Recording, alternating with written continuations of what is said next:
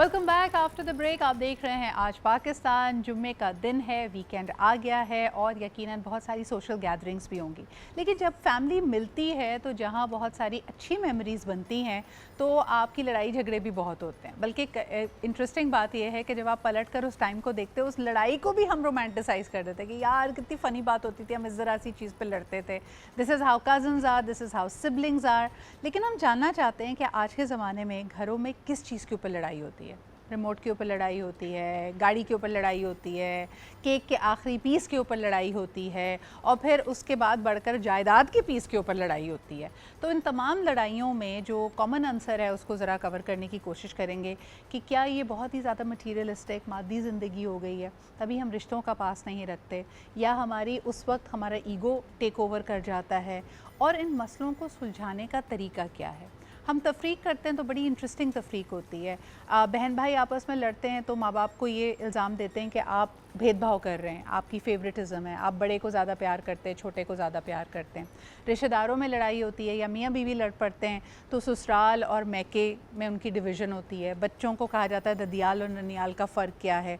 फिर आहिस्ता आहिस्ता आप ये मुख्तलिफ, यानी आप जिस जगह अपनी पोजीशन बदलते हैं वहीं आपका सिनेरियो बदल जाता है, आपकी एफिलिएशन बदल जाती है, आपका ना चाहते हुए भी एक स्टांस आपको लेना पड़ जाता है। यानी आप इमेजिन करें कि दो खालाएँ अगर लड़ गई हैं या खाला और मामी की लड़ाई हो गई है तो फिर आपने किसकी साइड लेनी है, ये एक बहुत बड़ा एक्सिस्टेंशियल प्रॉब्लम बन जाता है। So we going to cover all of that. ये बड़े मज़े का टॉपिक है। हमारे पास एक ज़बरदस्त पैनल है। हमारे पास फर्स्ट एंड फॉरमोस्ट जी साइमा हाशिम जी मौजूद हैं। She is a life coach, she is a psychotherapist. Thank you so much Saima ji for being here. आप ही के साथ मौजूद हैं Humaira Afan, who is again one of my favourite therapist, life coaches, psychologist, whatever you want to call her, but a dear friend. बहुत शुक्रिया हुमैरा आपकी मौजूदगी का। इसके अलावा जी आज हमने दावत दी है सैयद इकबाल अहमद रिजवी साहब को, जिनसे हमारा ताल्लुक़ बहुत पुराना है, कई सालों दहाइयों से मीडिया से मुंसलिक हैं, अब अपनी एंटरप्राइज़ चला रहे हैं जिसका काम भी इवेंट्स एंड मीडिया ओरिएंटेड ही है। बहुत बहुत शुक्रिया इकबाल भाई फॉर बीइंग हियर विद अस।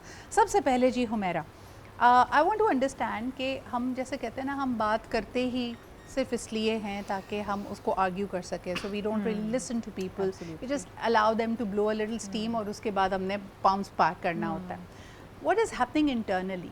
ये हम ईगो की वजह से ऐसी लड़ाइयाँ होती हैं, ईगो सुपरसीड कर जाता है, कंट्रोल संभाल लेता है। Please help us understand this. Absolutely Sidra, ego तो है, लेकिन थोड़ा सा ईगो से एक स्टेप पहले जो a lot of times we miss is the self esteem as well. Okay, कि जब आपकी सेल्फ इस्टीम थोड़ी सी शेकन हो, वनरेबल हो, एंड आपको लगे कि you are not good enough, वो इतना इनडायरेक्टली इन लड़ाइयों के अंदर प्ले आउट करता है, बिकॉज वो आपकी यस ईगो पे तो लग रहा होता है, but then that feeling that I am not worthy enough of being heard, या my opinions are not worthy enough, और what I am trying to convince is not good enough, तो वो बहुत आपका ईगो सेल्फ इस्टीम दोनों बहुत आपस में लड़ होते हैं। So what the person is doing in front, जो एक्चुअल टॉपिक है उसको एक्सप्लेन करने के चक्कर में फिर आप इतना ज़्यादा इन्वॉल्व हो जाते हैं कि then you forget what is actually happening. Is it really the topic, or is it really my ego and my self esteem coming in? So a lot of times I've seen this thing कि topic बेशक बहुत ही minute सा हो, छोटा सा हो, लेकिन उसके ऊपर आर्ग्यूमेंट इतनी बड़ी बन जाती है। मतलब यस शायद रिमोट होगा, लेकिन वो बिकॉज मैंने पहले उठाया तो, और तुमने और मैं और तुम तो के हमेशा यही करते हो, वो डीरेल हो जाता है टॉपिक कहीं। अच्छा, लेकिन एक बात साइमा जी, अक्सर लोग कहते हैं कि लड़ाई में गुस्से में जो कह दिया मेरा वो मतलब नहीं था, लेकिन मुझे लगता है that is sometimes the most honest that you have ever been. यानी वो जो अंदर पल रहा होता है, पक रहा होता है, वो गुबार की तरह बाहर निकल आता है। यानी अगर आपको लगता है कि आपके साथ हमेशा ज़्यादती होती है तो आप कहीं ना कहीं उसको वर्बलाइज़ करेंगे। अगला बंदा चौंक के रह जाता है कि मैंने तो कभी इस अंदाज़ में नहीं देखा और मुझे यकीन भी नहीं आ रहा कि तुम इन चीज़ों को ऐसे परसीव कर रहे हो। और इतनी छोटी सी बात पे ये कह दिया। यस, ऐसी तो कोई बात ही नहीं थी जी। तो क्वेश्चन ये है कि क्या हम रोज़मर्रा की छोटी छोटी बातों को एड्रेस करते हैं, अहमियत देते हैं, नहीं देते हैं। तो वही जो छोटी छोटी बातें हैं ना, वो बात तो छोटी होती है लेकिन उसके पीछे जो एक्यूमुलेटेड पेन होता है वो बहुत बड़ा होता है। तो यही होता है कि वही चीज़ें जब रिपीटेडली हो रही हैं, फॉर इंस्टेंस कोई वाइफ अपने हस्बैंड को कह रही है कि रोज़ लेट ना आए, हस्बैंड रोज़ कह रहे हैं कि नहीं नहीं आज तो मैं जल्दी आ जाऊँगा, आज तो मैं जल्दी आ जाऊँगा। 2 महीने 3 महीने के बाद एक्ट वही है, वो लेट आ रहे हैं। पहले लड़ाई नहीं होती थी, लेकिन क्योंकि इतना ज़्यादा एक्यूमुलेट हो गया है अंदर कि 2 महीने के बाद वो खातून फट जाएंगी, वो लड़ाई करेंगी, क्योंकि वो एक्ट वही छोटा है जो रोज़ हो रहा था, लेकिन उसके पीछे जो पेन है कि मुझे सुना नहीं जा रहा, मुझे समझा नहीं जा रहा, क्योंकि ये सामने जो बातें हो रही थी इंसिडेंट को हमेशा छोटा कहा जाता है, लेकिन उसके पीछे अक्सर यही होता है कि मेरी सिग्निफिकेंस नहीं है, रिस्पेक्ट नहीं है, मेरे कंट्रीब्यूशन को समझा नहीं जा रहा, बिल्कुल मेरे कंट्रीब्यूशन को अहमियत नहीं दी जा रही, अप्रिसिएशन या नहीं मेरे है, ओपिनियन को अहमियत नहीं दी जा रही, फेयरनेस नहीं है। हमारे यहाँ यहाँ पर घरों में इस बात पे भी लड़ाई हो जाती है कि मेन्यू में मैंने कहा था आज ये बनेगा लेकिन ये नहीं बना, हालांकि उसकी कोई प्रैक्टिकल रीज़न भी हो सकती है कि भाई it was just convenient to put something else together, लेकिन आप उसको दिल पे ले लेते हैं, आप उसको पर्सनल ले लेते हैं। अच्छा, अगर इस वक्त आपने तूफ़ान बदतमीज़ी देखना हो, क्योंकि मैं इसके ऊपर थोड़ा सी एक्सट्रीम राय रखती हूँ और मुझे फिर भी I am subjected to it, मुझे कहीं ना कहीं उसकी रील्स नज़र आ रही होती हैं, is a reality show Iqbal जो आजकल चल रहा है, उसमें जो लड़ाइयाँ हो रही हैं, क्योंकि आपने सारे स्टार्स को, सेलिब्रिटीज़ को जो अपने अपने तय सेल्फ इम्पोर्टेंस अपनी बहुत ज़्यादा समझते हैं, किसी ने मूवीज़ की हैं, कोई इन्फ्लुएंसर है, किसी ने वायरल रील्स की हैं वगैरह वगैरह, उनको आपने डाल दिया एक घर के अंदर, ठीक है। और वहाँ जो लड़ाइयाँ हो रही हैं वो आपको समझ आ रही हैं कि मुझे घूरा क्यों, मुझे ये क्यों कहा, मुझे खाना नहीं दिया, ये क्या हो रहा है? अच्छा, first of all this is all planted, this is not family, all planted. उसके पीछे एक कंटेंट है, प्रोड्यूसर है, उसकी स्ट्रेटजी है कि आपने क्या रोल करना है। लाइक एक हमारे नेबर मुल्क में ऐसी चीज़ चल रही है, तो it's all planted. Now come to the point, family is not planted. Family को तो प्लांट किया जाता है, और जब आप फैमिली को प्लांट करते हैं, और फैमिली शुरू, ट्री कहाँ से शुरू होती है? एक हस्बैंड और वाइफ आके मिलते हैं, फिर उनके साथ फैमिली खड़ी होती है, फिर रिश्ते बनने शुरू होते हैं। मगर इस वक्त अगर आज जिस दौर में हम खड़े हों, माई एज इज़ 53, और अगर मैं देखता हूँ फैमिली सिस्टम कहाँ है, सबसे पहली चीज़ है फैमिली सिस्टम। आर्ग्यूमेंट तो बहुत बाद में आता है, ये छोटी छोटी चीज़ों में। वाई? बिकॉज मैं 2 चीज़ों को प्रेफर करता हूँ। एक आपकी डाइनिंग टेबल होती है, ये दस्तरखान होता है, उससे फैमिली पहले बैठ के खाना खाती थी, एक टीवी होता था, इसको सारी फैमिली साथ देखती थी, तो विज़न एक थे। अब क्या हुआ कि विज़न चेंज हो गया, एक हमने नया वर्ल्ड निकाल लिया है मार्केट में, जेन जी। अच्छा, एक और इम्पॉर्टेंट चीज़ है हुमैरा कि वो इनकी बात बिल्कुल दुरुस्त है कि 90s में was probably the last time when we had a shared pop culture experience. उसके बाद सबकी अपनी अपनी स्क्रीन है, अपनी अपनी दुनिया है, और उस दुनिया से हम बाहर नहीं आते। तो क्या ये बात दुरुस्त है कि जब उसको ज़रा सा भी ट्रिगर किया जाता है, we are poked while we are immersed in a particular world, तो हमें वहाँ से बाहर आना बुरा लगता है? आप कभी टीनेजर्स को देखें, उनको कोई काम कह दिया जाए तो वो अपने ख्यालों में गर्क हैं, कोई गाना सुन रहे हैं, कोई कंटेंट देख रहे हैं, तो उस वक्त उनको वो टोक बुरी लग रही होती है। बिल्कुल। And Sidra, somewhere I think quarrels, arguments, disagreements are very important because हम जब बड़े हो रहे थे और एक ही दस्तरखान और डाइनिंग टेबल पे बैठते थे तो हम सीखते थे कोपिंग मैकेनिज्म्स भी, कि अगर quarrel हो भी रही कोई किसी बड़े से या छोटे से, how to cope up with it, how to manage it, how to address it, और आप अपनी फीलिंग्स के साथ क्या करो। अब because every children are becoming isolated, adults are becoming isolated, तो आपका वो इन्हीं छोटी छोटी बातों पे कोपिंग मैकेनिज्म और थ्रेशोल्ड इतना शॉर्ट फ्यूज हो गया है कि आप लिटरली मुझे यूं क्यों देखा उसके ऊपर भी लड़ाई कर लोगे। Whereas when we grew up, एक कमरे में शायद 4 कज़न सो रहे होते थे कि 6 लोग बाथरूम यूज़ कर रहे होते थे, तो you had to adjust and manage. वैसे मुझे एक बात बताएं, ये बड़ा इंटरेस्टिंग एक आपने टॉपिक टच किया यहाँ पे साइमा जी। पहले हम कहते थे कि इन लड़ाइयों की वजह यह है कि कुनबे बड़े हैं, स्पेस कम है, हर एक को स्पेस चाहिए, तो हमने जॉइंट फैमिली सिस्टम्स को ख़त्म कर दिया। लेकिन अब हम न्यूक्लियर फैमिली सिस्टम्स में भी आ गए हैं, तो ऐसा नहीं है कि लड़ाइयाँ कम हो गई हैं। अब हम उस बहुत सारी स्पेस में जहाँ 3 लोग भी रह रहे हैं वो फिर भी लड़ रहे हैं। अच्छा, वहाँ पे एक जो ऑब्वियस चीज़ थी उसको पकड़कर ये बात करना शुरू हो गए थे कि लोग ज़्यादा हैं, ज़्यादा हों या कम हो, असल क्वेश्चन और असल प्रॉब्लम ये है कि क्या अंडरस्टैंडिंग है, एक दूसरे को सुना जा रहा है, समझा जा रहा है, एफर्ट की जा रही है रिश्तों को बेहतर बनाने की या नहीं की जा रही है, या किसी एक इंसान की अथॉरिटी है और उसका ही हुक्म चल रहा है पूरे घर पे और बाकी सबको उसको सबमिसिव होने की ज़रूरत है कि ठीक है मेरी बात मानी जाएगी तो ही पीस होगा घर में, वरना नहीं होगा। बट माय क्वेश्चन इज, जैसे शादी करते हुए लोग ये कह रहे होते हैं ना, और इस पे हम ब्रेक पे जाते हैं, वापस आके इसका जवाब लेंगे कि शादी करते हुए हम ये कह रहे होते हैं ना कि अगर भरे पूरे ख़ानदान या कुनबे में जाना है तो किसी ऐसी लड़की से शादी करो जो रही हो जॉइंट फैमिली सिस्टम में, for her adjustments would be easier. And on the other hand जब आप एक भरे पूरे कुनबे से किसी छोटी जगह पे चले जाते हैं तब भी आप रियलाइज़ करिए, मुझे एक रील से आइडिया आया था क्योंकि मैं देख रही थी किसी ने कहा कि जी हम भाभी ब्याह कर लाए हैं जो एक जॉइंट फैमिली सिस्टम में रहती थी, उनको लगता है हर चीज़ का टाइम टेबल होना चाहिए, बोतलें पानी की भरने का टाइम होना चाहिए, केक कटेगा तो उसके इक्वल पीसेस होने चाहिए।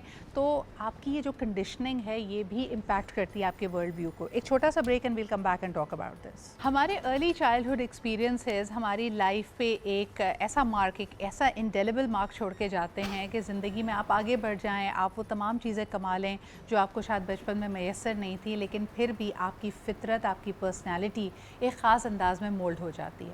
आपने अक्सर लोगों को झगड़ा बात पे करते हुए सुना होगा because they want to feel money wise, कि मैंने नेगोशिएट करके रकम कम करा ली, फ़लाना शख्स तो मुझे झूठ कह के लूटना चाहता था, देखो कह 50,000 रहा था लेकिन इवेंचुअली उसने 25,000 में चीज़ मुझे बेच दी। या फिर एक कॉफ़ी पीने भी जाएंगे तो 4 दफ़ा चेक करेंगे कि भाई टैक्स कितना लगा है, और लास्ट टाइम तो मैंने टैक्स इतना लिया था, मेरे कौन से कार्ड पे डिस्काउंट है। जब आप पैसे को लेकर लड़ रहे होते हैं और वो भी छोटी छोटी चीज़ों को लेकर, तो इसका असल मतलब क्या है और ये क्यों होता है, आइए ज़रा इसको एक्सप्लोर करते हैं। सामा जी, हम सब ने ऐसे कैरेक्टर्स देखे हैं एंड हमारे इर्द गिर्द ही हैं, और ये मैं तो कभी कभार कहती हूँ ये कैरेक्टर्स नहीं, ये कैफियत है। कई लोगों पे कभी भी तारी हो जाती है और हम पे भी हुई होगी कभी ना कभी। Why does it happen, why do we get into this mind frame कि शायद मुझसे कोई मेरे पैसे लूटना चाहता है। हाँ, ऐसे बच्चों की अक्सर अपब्रिंगिंग ऐसे इन्वायरमेंट में होती है जहाँ पे ये बातें और बल्कि प्रैक्टिकली दिखाया जाता है, 1 रुपया एक्स्ट्रा नहीं जाना चाहिए। लोग तो इस ताक में बैठे हुए हैं कि हमें लूट लें, ठीक है। तो वो उनके एक माइंड ऐसा बन गया कि नहीं, यहाँ तो ये डेंजर है। उनका जो नर्वस सिस्टम है उसको इस तरीके से परसीव करता है कि लोग डेंजर हैं, ये थ्रेट है, ये मुझसे कुछ लेना चाहते हैं। नॉट नेसेसरली पैसा, बल्कि कुछ भी उनके दिमाग में, आप तो पैसे की बात करें वो तो है, इसके अलावा सब कुछ मुझसे लेना चाहते हैं। तो जब भी कोई भी ऐसी सिचुएशन में वो लोग होते हैं तो उनका नर्वस सिस्टम बहुत ज़्यादा एक्टिवेट हो जाता है और वो बिल्कुल अलर्ट ऐसे हो जाते हैं कि यहाँ पे कोई ख़तरा है और मुझे इसका मुकाबला करना है। लेकिन पता है इंटरनल नैरेटिव मैंने एट टाइम्स देखा है कि अगर आप उनको थोड़ा सा कुरेदें या बात करें कि आपने क्यों ऐसे किया, they are hinging it on fairness. That is what I find very surprising कि हुमैरा उनको लगता है कि ये इंसाफ की बात है कि देखो ये मुझसे ओवर चार्ज कर रहा था, या देखो अगर मैं टैक्स चेक करता हूँ ये इंसाफ, दिस इज़ अबाउट फेयरनेस। ये कौन सिखाता है? But then see, that's just the surface level, Sidra. Like she also said, it's just not about money. It could be about fairness. It could be about equality. It could be about being right. It could be about, again, some of the childhood trauma as well. How fair was I treated by the parents? कि बड़ी बहन को ज़्यादा तरजीह दी थी, छोटी को दी थी, और मेरे साथ फेयर। तो ये सारी चीज़ें फिर आपके डेली लाइफ के अंदर, चाहे वो पैसे के अंदर हो, चाहे वो आपके ऑफिस ट्रीटमेंट के अंदर हो, चाहे आपको कप ऑफ टी क्यों ना हो जिसमें आपको चाय कम मिली और दूसरे को ज़्यादा मिली और बोले कि ये फेयर नहीं है, मुझे चाय कम मिली है। अगर हम मनहसुल कौम इतने ही अगर इंसाफ पसंद होते तो हम फिर छोटे छोटे बिलों में हेरा फेरी नहीं करते। आप अपनी हेल्प से ये एक्सपेक्ट ना करते कि भाई अगर 2,000 रुपये दे के उसको सौदा लेने के लिए भेजा है तो 50-100 तो मार लेगा, एंड दैट्स ऑल राइट। आपका कॉन्शियस इतना बिल्डअप होना और इतना स्ट्रिक्ट हो भी नहीं सकता। Where it has to be कि हर चीज़ गुड हो, परफेक्ट हो, अच्छी हो, फेयर हो। समवेयर ह्यूमन बीइंग्स, इंसान गलती करेगा। अगर एक एरिया में अच्छा कर लिया तो शायद दूसरे एरिया में थोड़ा सा लैक्स हो जाए या पीछे रह जाए। जुर्म, यानी ऐसे लोग, ऐसे मामू जो 5-5 रुपए का हिसाब लेते थे, पूछते थे नहीं जी तुमने अगर गाड़ी खरीदी है तो तुमने तो ज़्यादा पैसों में ख़रीद ली थी, मुझसे पूछते मैं कम में दिलवा देता। ये वही कैरेक्टर्स होते हैं इकबाल साहब जो फिर विरासत के मामले में बहनों का, ख़वातीन का हक खा जाते हैं। तो वहाँ तो सेल्फिशली मोटिवेटेड है, वहाँ सब कुछ पता है। देखिए, हमें ना अपना ज़मीर जो है ना, खुदा की वाज़े और धीमी आवाज़ हमारे पास, हम खुदा को ढूंढते हैं कहाँ मिल रहा है, तो वो आपको ज़मीर में मिल रहा है। जब हम रात को सोते हैं तो हमें पता होता है हमने क्या किया है, मगर क्या होता है कि हम अपनी ताकत से अपनी इन्फ्लुएंस ऐसा डालते हैं ऐसा शोर मचा देते हैं, ऐसा तमाशा क्रिएट कर देते हैं कि सामने वाले बेचारे खामोश हो जाते हैं। हमें पता होता रात में कि हमने जब सोने लेटते ना तो हमें आवाज़ आ रही होती है कि हमने सगी बहन का हक़ खा लिया, हमने अपने शायद सगी खाला का हक़ खा लिया।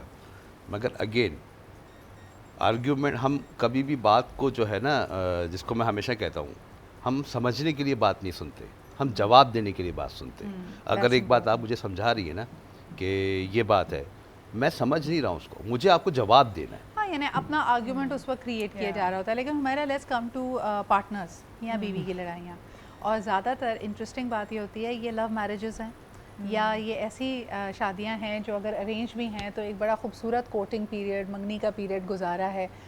क्या स्विच चेंज होता है कि the moment they get married, झगड़े कहाँ से शुरू होते हैं? ये अटेंशन रिलेटेड झगड़े हैं या जिसको हम कहते हैं कि जी हनीमून पीरियड टेपर ऑफ हुआ है, why do they start fighting and what do they fight about? As far as I've seen, Sidra, usually it's a very preconceived notion कि सिचुएशन लाइफ यूं होगी और यूं फूल खिलेंगे और यूं हार्ट्स और तितली और बटरफ्लाइज कितना दिखेंगे। मजा आएगा कि वो काम से वापस आएंगे और मैं पकौड़े बना के चाय बना के हम आराम से बिल्कुल। बैठ के बातें करें। हाँ, ऐसा हो नहीं रहा होता। ऐसा होता नहीं है, वो काम से आके फ़ोन में ही लग जाते हैं। तो जब आपको रियलिटी हिट कर रही होती है, आपके एक आइडियल वर्ल्ड और एक रियल वर्ल्ड का जब वो गैप ख़त्म होने लगता है, तब जाके एक्चुअली रियल लाइफ शुरू भी होती है, लेकिन आपका बबल्स वहाँ से बर्स्ट होने शुरू हो जाते हैं। सो समवेयर, एंड इट्स, मैं ये नहीं बोलूँगी ये सही है या गलत है, ये बस है, ये नेचुरल है, ये नेचुरल है। So you really can't say कि आप इतना आइडियल वर्ल्ड में क्यों बैठे शुरू में ही और रियल वर्ल्ड को एक्सेप्ट करो। बस एक है, एक इंसानी कैफियत है,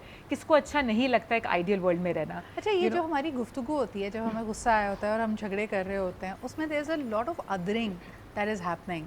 यानी अगर आप टीनेज बच्चों को देखें, अगर वो माँ से आके कंप्लेन कर रहे हैं बाप की, तो उस वक्त वो हमारे अब्बू नहीं होते, उस वक्त वो आपके हस्बैंड होते हैं। आपके हस्बैंड ने ये किया, ये स्विच कैसे आता है? और ये माँ के पास समझाएं ना उनको, आप समझाएं। और आपके मियाँ तो नहीं, हमेशा यही बातें करते हैं। ऐसी भी कॉल्स आती है कि अगर बेटा मैरिड है, बीवी है उसकी, तो सास बहू का कोई झगड़ा है तो बेटे की कॉल, अपनी बीवी को समझाएं, पागल हो गई है। अरे भाई, ये तुम्हारी माँ है, हाँ, तो ये तुम्हारी माँ है। अदरिंग क्यों होती है? अनकॉन्शियसली माइंड एक्ट करता है स्मार्टली, ठीक है। Okay. वो इस तरीके से करता है कि ऐसी कोई बात करनी है कि जिसके पास आप काम के लिए आए हैं, कंप्लेन लेकर आए हैं, उसको ये रिस्पॉन्सिबिलिटी उस इंसान पे डालना कि ये जिस इंसान के बारे में मैं कंप्लेन कर रहा है या कर रही हूँ ना, तो इसका रिश्ता आपसे ज़्यादा है, आपका इन्फ्लुएंस है ना। यस, तो आपका इन्फ्लुएंस है। अनकॉन्शियसली ब्रेन आपका काम कर रहा होता है, क्योंकि बैठकर लोग बहुत एक्टिवली प्लानिंग नहीं कर रहे होते, क्योंकि ऑलरेडी जब आपको कंप्लेन है किसी से, तो आपको थोड़ा सा तो डिस्टेंस फील हो रहा है ना माँ उससे। बाप भी करते हैं, जिस बच्चे हाँ। से शिकायत होती है तो आपस में बात करेंगे, तुम्हारे बेटे ने ये किया। हाँ, तुम्हारे बेटे ने, एग्जैक्टली। और वो यही है, अनकॉन्शियसली आपका ब्रेन उस तरीके से काम कर रहा होता है जस्ट बिकॉज कि इस इंसान को एक ऐसे स्पॉट में डालना है जहाँ ये आंसरेबल हो या रिस्पॉन्सिबल हो पूरा चीज़ प्रोसेस करने के लिए। इसलिए आपका बेटा, आपका भाई, ये आपका शो, तुम्हारी माँ। नहीं, बड़ा एक अच्छा है कि मुन्ने के अब्बा सुने। भाई तुम्हारी भी तो औलाद है वो। बिल्कुल सही है। वो एक अदरिंग का जो कॉन्सेप्ट है वो बिल्कुल सही कहा साइमा जी ने, कि उस वक्त आप बरी ज़िम्मा होना चाहते हैं उस प्रॉब्लम से और आप चाहते हैं कि कोई और आके रेस्क्यू करे। आपको इतना गुस्सा होता है कि आप जो सारी एसोसिएशन है, in that moment that association is fractured. इस पे मज़ीद बात करेंगे एक छोटे से ब्रेक के बाद। Welcome back after the break. अभी तक की गुफ्तगू में हमने ये कहा कि कई दफ़ा आपका बहुत सारा अनप्रोसेस ट्रॉमा होता है, चाहे आप छोटी चीज़ पर लड़ाई कर रहे हों, पैसे पर लड़ाई कर रहे हों, या फिर छोटी सी बात को तूल दे रहे हों। अदरिंग भी होती है, यानी आप अपने आप को उस प्रॉब्लम से जितना दूर कर सकें आप उतना करते हैं। लेकिन अक्सर आपने ये भी देखा होगा कि छोटी छोटी बातें ट्रिगर आपको इस तरह कर जाती हैं कि वो बड़ी लड़ाई बनती हैं। मिसाल के तौर पे आप शायद बड़े अच्छे बर्दाश्त का, टॉलरेंस का मुजाहरा कर रहे थे, बड़ों में अगर नाचाकी थी भी तो उसको किसी ना किसी तरह मैनेज किया जा रहा था। लेकिन जिस तरह एक वोल्केनो इरप्ट करता है, बिल्कुल उसी तरह अगर उसी घर में दो बच्चे लड़ पड़े तो फिर बड़ों को मौका मिल जाता है, वो आते तो रेफरी बनकर हैं लेकिन फिर वो ख़ुद खिलाड़ी बन जाते हैं उस पर्टिकुलर जंग के। तो मेरा ऐसा क्यों होता है और why and how can we prevent it? दोनों चीज़ें होती हैं ना, बच्चों की लड़ाई में बड़े इन्वॉल्व हो जाते हैं, बड़ों की लड़ाई में बच्चे भी आपस में बात करना बंद कर देते हैं। ख़ास तौर पे अगर आप देखें कि बड़े होने के बाद बहन भाइयों में लड़ाई हो रही है तो बहन भाइयों के बच्चे भी उस कदूरत को अपने दिल में पाल लेते हैं। कहीं ना कहीं तो ये ओनरशिप वाली बात भी है। स्पेशली अगर बड़ों की लड़ाई में बच्चे बात नहीं कर रहे because they feel that ownership and that connectedness to take sides and you know as their participation and as their role in the whole scenario. तो कभी कभार यूजुअली इसीलिए गलत डिसीजंस आती हैं। बट आप एक चीज़ ये भी देखो Sidra, a lot of places पे पीपल विल से कि ये आपकी लड़ाई है, you guys solve it, we are not becoming a part of it. So अपने आप को उस सिनेरियो से सेपरेट करके एक एरियल व्यू या हेलीकॉप्टर व्यू देखना भी बहुत ज़रूरी होता है।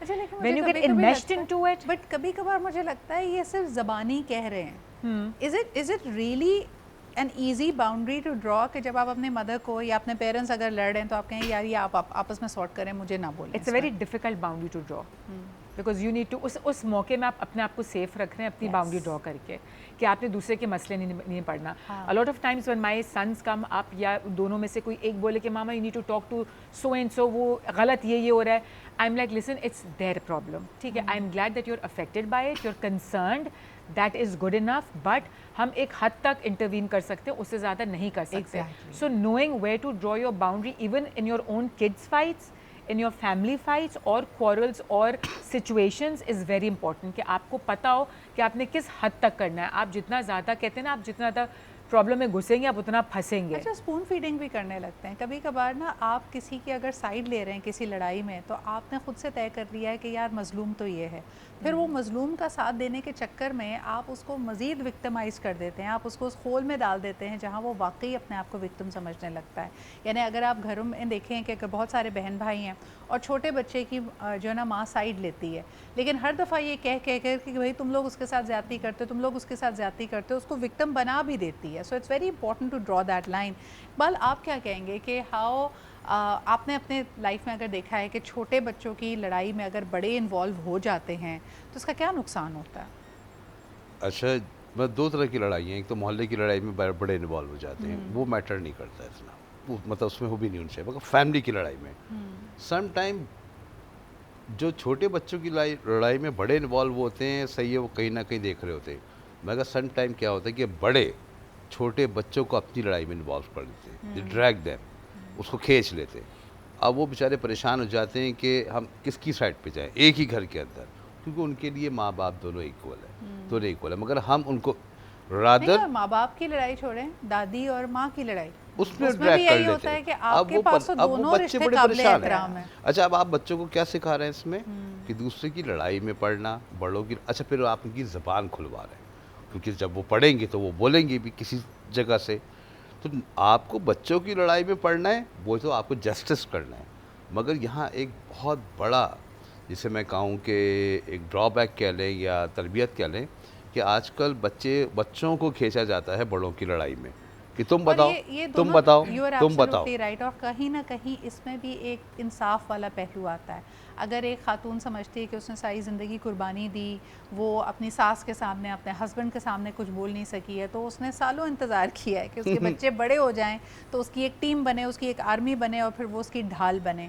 लेकिन इसका यकीनन एक बड़ा नुकसान ये है कि आपकी फैमिली वैल्यूज़ कॉम्प्रोमाइज़ होती हैं, आप हार्श वर्ड्स एक्सचेंज करते हैं और कहीं ना कहीं किसी लाइन को क्रॉस करते हुए आप बेइज्जती कर देते हैं दूसरे की, या बेअदबी के ज़ुमरे में तो जाते ही हैं। हार्श वर्ड्स पे आना चाहूँगी सायमा जी, अगर फिर आई कम बैक टू यू। मेरा हार्श वर्ड्स, कई लोग कहते हैं ना कि वो गुस्से में उस पर कह दिया, मेरा वो मतलब नहीं था, क्या इसको दरगुजर कर देना चाहिए, या जैसे हम पहले बात कर रहे थे कि इसमें तो बड़ी असलियत यानी जो दिल में पल रहा होता है वो बाहर आ जाती है बात, तो उसको सीरियसली लेना चाहिए? अच्छा, इनिशियली लड़ाई स्टार्ट होती है जिस भी वजह से होती है, सेकंड उसका स्टेज ये होता है कि अक्सर लोग, वो एक ऐसा कंपटीशन बन जाता है जहाँ ये प्रूव करना होता है कि कौन राइट है और कौन रॉन्ग है।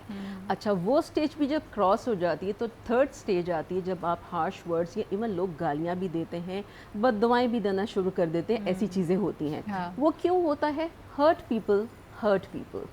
आप हर्ट हुए हैं किसी भी बात से, maybe you are right और रॉन्ग, इसकी तो बात ही नहीं है। अब आपके अंदर वो एक अर्ज पैदा हुई है कि just because I am hurt, तो अब मुझे राइट मिल गया है कि मैं इसको हर्ट करूं। तो जो उस इंसान ने बात कही उससे ज़्यादा बड़ी बात कही अच्छा, है हर्ट वैसे करने के आपस लिए। की बात है, इसमें एक क्वेश्चन ढीठ लोगों का भी होता है हाँ। और कुछ ना यानी उसमें आप कुछ भी कह दें, आपको पता है ये वक्ती लड़ाई है, और वो जिसके बारे में कहा जाता है कि ये खून के रिश्ते हैं। आप बहन भाइयों को देखें, क्या कुछ नहीं कह देते एक दूसरे को।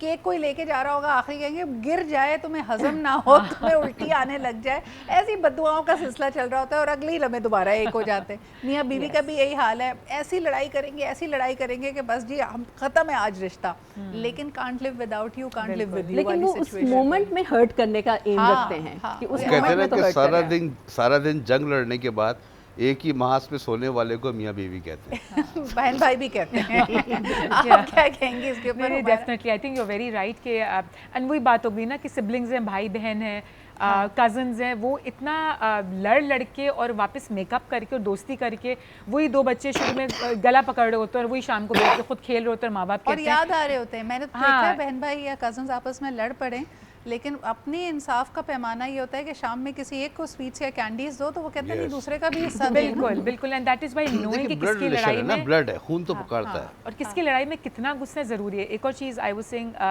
सिद्धा जो जिरगा सिस्टम होता था, यू नो स्पेशली आजकल एक दो ड्रामों में भी दिखा रहे हैं, I am noticing the senior person in the family with the experience, you know somewhere I feel वो एक एलिमेंट इतना, बिकॉज परसों मैं मम्मी से बात कर रही थी, मैंने कहा फैमिली में देखो अब कोई बड़ा नहीं रहा है सच टू सिट टॉक एंड जो उसको कोई लोग सुने, कोई अगर बोल भी रहा वो सुनने वाला जो लेवल है, पेशेंस है, अंडरस्टैंडिंग है या डेडिकेशन है, वो इतनी ख़त्म होती जा रही है। और ये हमारे बच्चों में नहीं है, ये हमारी जनरेशन, हमसे बड़ी जनरेशन के अंदर भी आ रहा है कि and that is what our kids will पहले आप मिरर। हमेशा पहले कहते थे ना कि जो घर का बुजुर्ग है वो सरबराह है फैमिली Yes. का, और अगर खुदा ना खासा जब उसके इंतकाल हो जाता था तो फिर ऑटोमेटिकली बड़ा भाई या सबसे बड़ी बहन को वो अथॉरिटी मिल जाती अथॉरिटी मिल जाती अब मुझे थी, yes. लगता है कि हम जितने इंडिविजुअलिस्टिक हो गए हैं, जॉइंट बिल्कुल। फैमिली ख़त्म हो गई है, हम किसी की अथॉरिटी एक्सेप्ट ही नहीं करना और चाहते। वो अथॉरिटीज़ इतनी डिवाइड हो गई हैं कि हाँ। वहीं पे कॉन्फ्लिक्ट्स आती हैं, because everybody is authoritative to say something. अब वो एक बड़ा इंसान नहीं रहा, वो चार बड़े लोग अगर चार डिफरेंट ओपिनियंस बनाएंगे तो कॉन्फ्लिक्ट्स तो डेफिनेटली तो आप आएंगे। कह रही हैं कि कोई रेफरी नहीं रहा, कोई रेफरी नहीं रहा, सुलझाने वाला नहीं रहा मसले को। Absolutely absolutely, and this is very well seen in a lot of cases for आप सिबलिंग राइवलरी बोल रहे हो आप, और बड़े लेवल इवन पे शादी खत्म होने के शादियाँ cases में। And properties and a lot of these things जो एक घर के बड़े होते थे वो बैठ के फिर भी समझा के सुलह सफाई करा देते थे। अब सिंस वो एलिमेंट बहुत निकल गया है, न्यूक्लियर फैमिलीज हो गई हैं, जॉइंट फैमिली सिस्टम खत्म है या बड़े बुजुर्ग की डेथ्स हो रही हैं, वो जो या फिजिकल डिस्टेंस हमारे आ गया एज है। वाले फिर हम कोई आप ओनरशिप नहीं जैसे भी आप लेंगे। बाउंड्रीज की बात कर रहे थे Yes. कि कौन कितना इन्वॉल्व हो सकता है किसी Absolutely. मसले में। Yes. अगर आप एक शहर में ही नहीं रह रहे, एक मुल्क में नहीं रह रहे, तो बिल्कुल। आप कहते हैं यार मैं वहाँ से फ़ोन करके अब क्या ही इस बिल्कुल। मसले में पढ़ूँ। Yes. समा जी, तो इसका हल क्या है? क्या आप समझती हैं कि इस तरह की छोटी बड़ी लड़ाइयों से हम और बढ़ जाएंगे, या you see us coming together? हम बढ़ रहे हैं, बहुत हद तक तो हम बढ़ चुके हैं, लेकिन अभी भी अगर हम हर इंडिविजुअल जो फैमिली का मेंबर है वो रिस्पॉन्सिबिलिटी ले कि फैमिली को जोड़ कर रखना है। नॉट नेसेसरली हर वक्त तो नहीं आप बहुत अच्छा नहीं टाइम गुजार सकते, आप लेकिन एक कैविएट रख रही हैं कि लड़ाई भी होनी चाहिए, उससे तो स्पाइस मतलब वो रहती है। बिल्कुल, और वो होगी, वो इनएविटेबल है ना, वो तो होनी ही होनी है, उसको होनी कोई अवॉइड कर ही नहीं सकता है, वो होनी है। लेकिन वो जो आपकी फाउंडेशन है ना वो ऐसी स्ट्रांग होनी चाहिए। अभी क्या हो रहा है, सिर्फ रप्चर हो रहा है।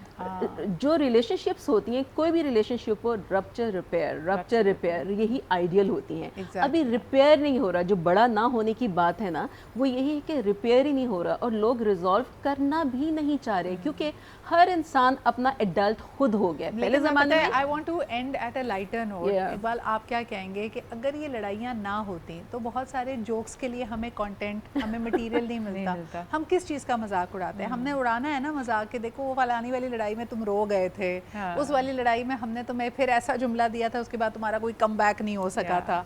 तो ये लड़ाइयाँ स्पाइस ऑफ लाइफ भी तो हैं। असल में हम ना बहस जो है ना वो जीतने के लिए करते हैं। हाँ। कि हमें बहस जीतनी है, जितना मुश्किल जुमला, जितना ख़तरनाक तीर मार सकें, जितनी तकलीफ उस वक्त दे सकें, तो वो हम कर लें, किसी तरह जीत जाए। और वही लॉजिक से हम सबको चिढ़ है। आप कोई भी आप लॉजिक दे। अभी जो ये बात कर रही थी घर के बड़ों की, देखिए हज़रत अली का एक कौल है कि बाप के बाद बड़ा भाई घर का सरबराह है। इसी तरह जैसे बड़ी बहन है, मामा है, तो बड़ी बहन आपकी माँ की तरह जगह है। मगर हमने तो उनको सुनना ही नहीं है ना, हमें उनको जब मानना ही नहीं है, वही पंचायत वाला केस बिल्कुल ना। सही। लेकिन आपने बहुत बहुत शुक्रिया, इकबाल साहब हमारे साथ है, हुमैरा थी, साइमा थी। देखिए 2 इसमें ज़ाविये हैं, ये बात बिल्कुल दुरुस्त है कि हम जितने इंडिविजुअलिस्टिक होते जा रहे हैं, हमारा फैमिली सिस्टम, हमारा निज़ाम काफ़ी फ्रैगमेंटेड है और इस फ्रैगमेंटेशन की वजह से शायद हम किसी की अथॉरिटी कबूल नहीं करते। लेकिन इसी जिरगा सिस्टम, इसी अथॉरिटी फ़िगर के बारे में भी ये बहुत ज़रूरी है कि वो विज़डम हो आपके अंदर, वो तदब्बुर हो, आप भी फेवरेटिज़म ना कर रहे हों, आप ख़ुद जज्बाती ना हो, आप में इतना हौसला और इतनी एबिलिटी हो कि आप सबकी बात सुनकर इंसाफ कर सकें। तो ये वाला जो फैक्टर है ना कि अगर दूसरों की बड़ेपन को, उनकी अथॉरिटी को माना नहीं जा रहा, तो बड़े भी उस मकाम पे पहुंच नहीं पा रहे हैं जहां उनको वाइज होना चाहिए, जहां उनके अंदर समझदारी होनी चाहिए, ठहराव होना चाहिए। तो ये एक वजह है। लेकिन अनफॉर्चुनेटली लड़ाइयाँ छोटी बड़ी तूल भी पकड़ लेती हैं और दूसरी तरफ हम ये भी कहते हैं कि ये हंसी मजाक का या गुड ओल्ड डेज़ का मवाद भी बन जाती हैं। In any case I hope that you have a great weekend ahead और आपसे फिर मुलाकात होगी पीर के रोज़। अपना ख्याल रखें। खुदा हाफ़िज़।